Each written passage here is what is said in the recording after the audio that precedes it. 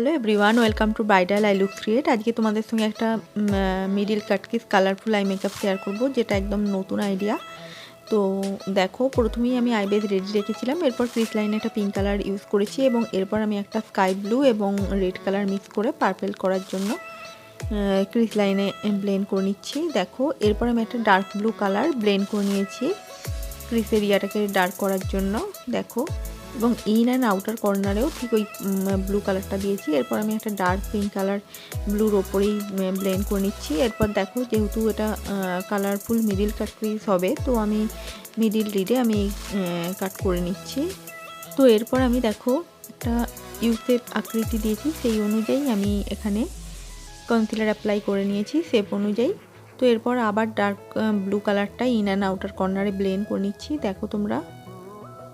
তো এরপর ওই ব্লুর ওপরেই আমি ডার্ক পিঙ্ক কালারটা ব্লেন্ড করে নিচ্ছি। আমি sky blue colour in and outer কর্নারে ব্লেন্ড করে নিচ্ছি, দেখো। এবং মিডিলে একদম ইউজ করছি ইয়েলো কালার। তো ইয়েলো কালারের ওপরে আমি গ্লিটার, গোল্ডেন গ্লিটার অ্যাড করেছি। তো আজকের আই মেকআপটা এখানেই শেষ করছি, আবার দেখা হবে পরের ভিডিও।